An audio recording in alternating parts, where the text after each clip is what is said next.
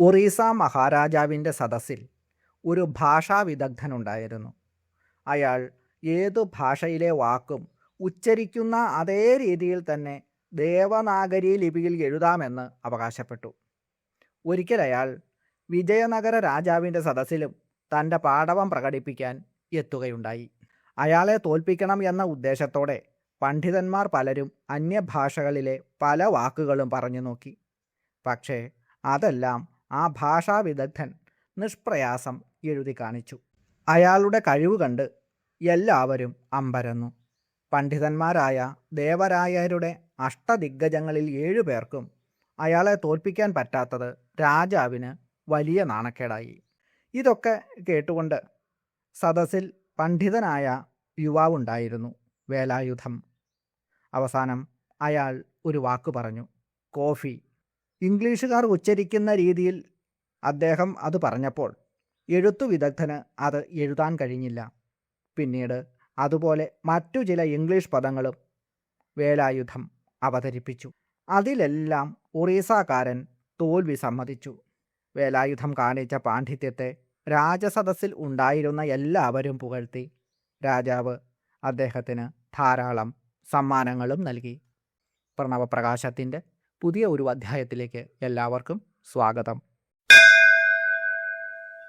ക്ലേമിത്യക്ഷരമേകമേവ മനസാധ്യായന്തി യേ മാനവ കന്ദർപ്പായുധതുല്യസുന്ദരതരശ്രേമൂർത്തയശൈഥിലം കുർവന്തി സ്മരതേശ്ച നൈജവപുഷാദേ പാതിവ്രത്യം സഹ സ്പർദ്ധന്തേ ഹൃതവാഗ്രമാകമലനാഭാബ്ജാസനാഭ്യാം സദാ. ക്ലീമിത്യക്ഷരമേകമേവ. ക്ലീം ഇതി അക്ഷരം ഏകം ഏവ. ക്ലീം എന്ന ഒരൊറ്റ അക്ഷരത്തെ തന്നെ. ക്ലീം എന്നത് കാമബീജമന്ത്രമാണ്. ഈ മന്ത്രത്തിൻ്റെ മഹത്വമാണ് ഈ ശ്ലോകത്തിൽ വർണ്ണിക്കുന്നത്. മനസാ ധ്യായന്തി യേ മാനവാഹ. ഏതൊരു മനുഷ്യരാണോ മനസ്സുകൊണ്ട് ധ്യാനിക്കുന്നത്. കന്ദർപ്പായുധതുല്യസുന്ദരതരശ്രേമൂർത്തയ. കന്ദർപ്പൻ എന്നാൽ കാമദേവനാണ്. 10,000 കാമദേവന്മാർക്ക് തുല്യമായ അതീവ സൗന്ദര്യമുള്ള ശരീരത്തോടു കൂടിയവരായി അവർ മാറുന്നു. ശൈഥിലം കുർവന്തി സ്മരതേശ്ച നൈജ വപുഷാ തേ പാതിവ്രത്യം സഹ.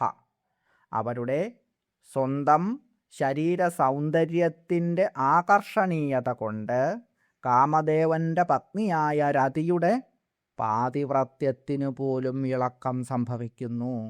സ്പർദ്ധന്തേ ഹൃതവാഗ്രമാ കമലനാഭാബ്ജാസനാഭ്യാം സദാ. ഹൃതവാഗ് വാക്കിൻ്റെ അഥവാ വിദ്യയുടെ ദേവിയായ സരസ്വതീ മാതാവിൻ്റെ അനുഗ്രഹം കിട്ടിയവർ. രമ ലക്ഷ്മി ദേവിയുടെ അനുഗ്രഹം ലഭിച്ചവർ. കമലനാഭാബ്ജാസനാഭ്യാം താമരപ്പൂവിലിരിക്കുന്ന ബ്രഹ്മദേവനോടും കമലനാഭനായ വിഷ്ണുവിനോടും. ഈ മന്ത്രം ജപിക്കുന്നവർ സരസ്വതി ലക്ഷ്മിമാരുടെ കടാക്ഷം കൊണ്ട് വിദ്യയിലും ധനത്തിലും ബ്രഹ്മദേവനോടും വിഷ്ണുവിനോടും മത്സരിക്കാൻ തക്കവണ്ണം ജ്ഞാനികളും ഐശ്വര്യശാലികളുമായിത്തീരുന്നു. ഏതൊരു മനുഷ്യരാണോ തൻ്റെ മനസ്സുകൊണ്ട് ക്ലീം എന്ന ഏകാക്ഷരത്തെ, അതായത് ബീജമന്ത്രത്തെ മാത്രം എപ്പോഴും ധ്യാനിക്കുന്നത്, അവർ 10,000 കാമദേവന്മാർക്ക് തുല്യമായ അതീവ സുന്ദരമായ രൂപത്തോടു കൂടിയവരായിത്തീരുന്നു.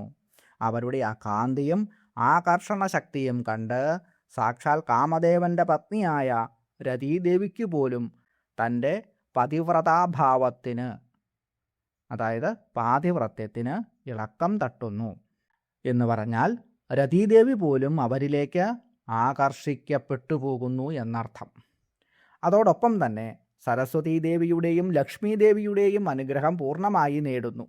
അതിലൂടെ അവർ വിദ്യയിലും ധനത്തിലും സമഗ്രത നേടിക്കൊണ്ട് ബ്രഹ്മദേവനോടും വിഷ്ണുവിനും ഒപ്പം മത്സരിക്കാൻ തക്കവണ്ണം അത്രമേൽ ഉന്നതമായ ജ്ഞാനവും ഐശ്വര്യവും ഉള്ളവരായി എപ്പോഴും ശോഭിക്കുന്നു. ഓം ശ്രീലളിതാംബികായൈ നമഃ. ഓം ശ്രീലളിത പരമേശ്വരി ദേവി ത്രിമൂർത്തികളേക്കാൾ മുമ്പുള്ള ദേവിയാണ്. ത്രിപുരാർണവത്തിൽ മൂർത്തിത്രയസ്യാപി പുരാതനത്വാത് തദംബികായാസ്ത്രിപുരേതി നാമ എന്ന് പറയുന്നു. സൃഷ്ടി, സ്ഥിതി, സംഹാരം എന്നിവയ്ക്ക് കാരണക്കാരായ ത്രിമൂർത്തികൾ ജനിക്കുന്നതിനു മുമ്പേ ഉള്ള ദേവിയാണ് ആദിപരാശക്തി. പ്രപഞ്ചത്തിൻ്റെ സൃഷ്ടിക്ക് മുമ്പ് തന്നെ അമ്മ നിലകൊള്ളുന്നു. പുരാതനയായ ദേവി എന്നാണ് ത്രിപുര എന്ന നാമമന്ത്രത്തിൻ്റെ അർത്ഥം. തദ് അംബികായ ത്രിപുരേതി നാമ. അത്ഭുതകരമായ ഈ പുരാതനത്വം, അതായത് ത്രിമൂർത്തികൾക്കും മുമ്പേ ഉള്ളത് എന്ന അവസ്ഥ ഉള്ളതുകൊണ്ടാണ് അമ്മയ്ക്ക് ത്രിപുര എന്ന നാമം സിദ്ധിച്ചത്. പുര എന്ന വാക്കിന് മുമ്പുള്ള ദേവി എന്നാണ് അർത്ഥം. നാഡിത്രയം തു ത്രിപുര സുഷുമ്ന പിംഗല ഇട മനോബുദ്ധിസ്തഥാ ചിത്തം പുരത്രയമുദാഹൃതം തത്ര തത്ര വസത്യേഷാ തസ്മാത് തു ത്രിപുരാമത. സുഷുമ്ന, ഇട, പിംഗല എന്നീ 3 നാഡികളിലും മനസ്സ്, ബുദ്ധി, ചിത്തം എന്നിങ്ങനെയുള്ള അന്ധക്കരണങ്ങളിലും അമ്മ സ്ഥിതി ചെയ്യുന്നു. അതുകൊണ്ട് അമ്മയെ ത്രിപുര എന്ന് വിളിക്കുന്നു. ത്രിപുരാർണവത്തിൽ തന്നെയുള്ള ഒരു ഭാഗമാണ് ഇത്. യത്കിഞ്ചിജ്ജഗതി ത്രിധാ നിയമിതം വസ്തു ത്രിവർഗാത്മകം തൽസർവം ത്രിപുരേതി നാമ ഭഗവത്യന്വേതി തേ തത്വത. ഈ പ്രപഞ്ചത്തിൽ 3 പറയപ്പെടുന്നത് എന്തെല്ലാമാണോ അവയൊക്കെ തന്നെ അമ്മയുടെ നാമങ്ങളാകുന്നു എന്നാണ് ലഘുസ്തവത്തിലെ ഈ ശ്ലോകഭാഗത്തിൻ്റെ സാരം.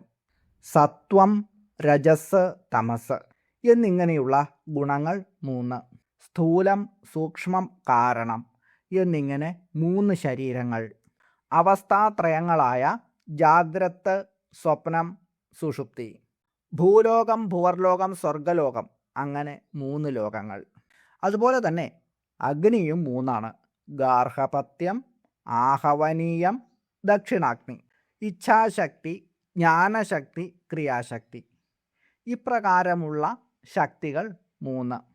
ഇങ്ങനെ 3 എന്തൊക്കെ പറയാമോ അതെല്ലാം അമ്മ തന്നെയാണ് എന്നാണ് ഈ മന്ത്രത്തിന് അർത്ഥമുള്ളത്.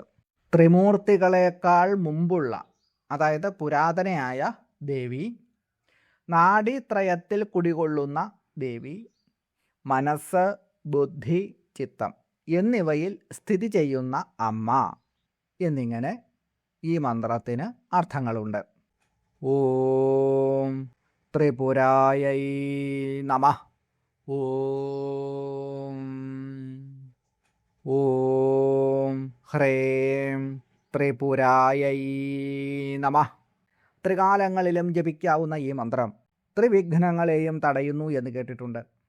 ആധിഭൗതികവും ആധ്യാത്മികവും ആധിദൈവികവുമായ തടസ്സങ്ങളെല്ലാം മാറ്റി ആധ്യാത്മിക പാതയിൽ പൂമെത്ത വിരിക്കുന്നു. തുടക്കത്തിലെ ശ്ലോകത്തിൽ പറയുന്ന എല്ലാ ഫലങ്ങളും നൽകുന്ന ഒരു അത്ഭുത മന്ത്രമാണ് ഇത്. ആദിപരാശക്തിയായ മഹാദേവി എല്ലാ സൗഭാഗ്യങ്ങളും നൽകി എല്ലാവരെയും അനുഗ്രഹിക്കട്ടെ എന്ന് പ്രാർത്ഥിച്ചുകൊണ്ട് അമ്മയുടെ തൃപ്പാദപത്മങ്ങളിൽ സാഷ്ടാംഗ പ്രണാമങ്ങളോടെ നിർത്തുന്നു. നന്ദി, നമസ്കാരം.